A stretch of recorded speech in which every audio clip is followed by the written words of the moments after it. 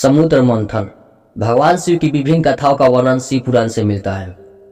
शिव पुराण की कथाएं बहुत ही रोमांचक है। भगवान शिव के अनेक कथाओं में से समुद्र मंथन की कथा भी एक है।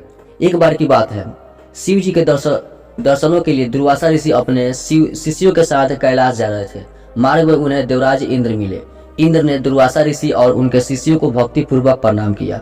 तब दुर्वासा ने इंद्र को आशीर्वाद देकर विष्णु भगवान का परिजात पुष्प प्रदान किया। इंद्रासन के गर्भ में चूर इंद्र ने उस पुष्प को अपने ऐरावत हाथी के मस्तक पर रख दिया। उस पुष्प का स्पर्श होते ही ऐरावत सहसा विष्णु भगवान के समान तेजस्वी हो गया। उसने इंद्र का परित्याग कर दिया और उस दिव्य पुरुष को कुचलते हुए वन की ओर चलने लगा। इंद्र द्वारा भगवान विष्णु के पुष्प का तिरस्कार होते देख दुर्वासा के क्रोध की सीमा न रही। उन्होंने देवराज इंद्र को श्री लक्ष्मी से हीन हो जाने का श्राप दे दिया। दुर्वासा मुनि के श्राप के फलस्वरूप लक्ष्मी उसी क्षण स्वर्गलोक को छोड़कर अदृश्य हो गई। लक्ष्मी के चले जाने से इंद्र आदि देवता निर्बल और श्रीहीन हो गए।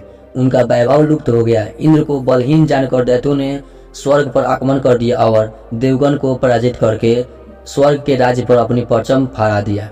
तब इंद्र देवगुरु बृहस्पति और अन्य देवताओं के साथ ब्रह्मा जी के सभा में उपस्थित हुए। तब ब्रह्मा जी बोले, देवेंद्र, भगवान विष्णु के भोग रूपी पुष्प का अपमान करने के कारण रुष्ट होकर भगवती लक्ष्मी तुम्हारे पास से चली गई। उन्हें पुनः प्रसन्न करने के लिए तुम भगवान नारायण की कृपा दृष्टि प्राप्त करो। उनके आशीर्वाद से तुमने खोया वैभव पुनः मिल जाएगा। इस प्रकार ब्रह्मा जी ने इंद्र को आश्वस्त किया और उन्हें लेकर भगवान विष्णु के शरण में पहुंचे। वहां परम ब्रह्मा भगवान विष्णु भगवती लक्ष्मी के साथ विराजमान थे। देवगण भगवान विष्णु की स्तुति करते हुए बोले, भगवान, आपके चरणों में हमारा बारंबार प्रणाम। भगवान, हम सब जिस उद्देश्य से आपकी शरण में आए हैं, कृपया करके आप उसे पूरा कीजिए। दुर्वासा ऋषि के श्राप के कारण माता लक्ष्मी हमसे रुष्ट हो गई है और दैत्यों ने हमें पराजित कर स्वर्ग पर अधिकार कर लिया है। अब हम आपकी शरण में हैं, हमारी रक्षा कीजिए। भगवान विष्णु त्रिकालदर्शी है। वे पल भर में ही देवता के मन की बात जान गए। तब वे देवगण से बोले, देवगण, मेरी बात ध्यान पूर्वक सुनो, क्योंकि केवल यही तुम्हारे कल्याण का उपाय है। दैत्यों पर इस समय काल की विशेष कृपा है, इसलिए जब तक तुम्हारे उत्कर्ष और दैत्यों के पतन का समय नहीं आता तब तक तुम उनसे संधि कर लो। क्षीर सागर के गर्भ में अनेक दिव्य पदार्थों के साथ साथ अमृत भी छिपा है। उसे पीने वाले के सामने मृत्यु भी पराजित हो जाती है। इसके लिए तुम्हें समुद्र मंथन करना होगा। यह कार्य अत्यंत दुष्कर है, अतः इस कार्य में दैत्यों से सहायता लो।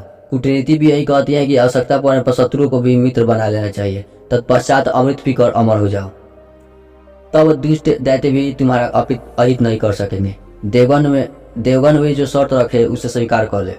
यह बात रखे कि शांति से सभी कार्य बन जाते हैं, क्रोध करने से कुछ नहीं होता है। भगवान विष्णु के परामर्श के अनुसार इंद्रादि देवगण दैत्यराज बलि के पास संधि का प्रस्ताव लेकर गए और उन्हें अमृत के बारे में बताकर समुद्र मंथन के लिए तैयार कर लिया। समुद्र मंथन के लिए समुद्र में मंत्रांचल को स्थापित कर वासुकी नाग को रस्सी बनाया।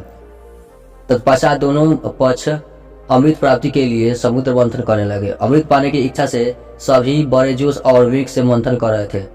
सहसा तभी समुद्र से कालाकूट नामक भयंकर विष निकला। उस विष की अग्नि से दसों दिशाएं जलने लगी। समस्त प्राणियों में हाहाकार मच गया। उस विष की ज्वाला से सभी देवता तथा दैत्य जलने लगे और उनकी कांति फीकी पड़ने लगी। इस पर सभी ने मिलकर भगवान शंकर की प्रार्थना की। उनकी प्रार्थना पर महादेव जी उस विष को हथेली पर रखकर उसे पी गए, किंतु उसे कंठ से नीचे नहीं उतरने दिया।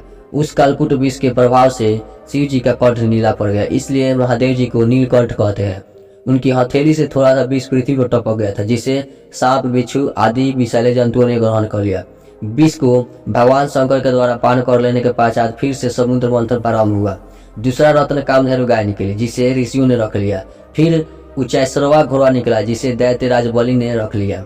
उसके बाद ऐरावत हाथी निकला, जिसे देवराज इंद्र ने ग्रहण किया। ऐरावत के पश्चात कौस्तुभ मुनि समुद्र से निकली, उसे विष्णु भगवान ने रख लिया। फिर कल्प पद्म निकला और रंभा नामक अप्सरा निकली। इन दोनों को देवलोक में रख लिया गया। आगे फिर समुद्र को मथने लक्ष्मी जी निकली। लक्ष्मी जी ने स्वयं ही भगवान विष्णु को वर लिया। उसके बाद कन्या के रूप में वारुणी प्रकट हुई, जिसे दैत्यों ने ग्रहण किया।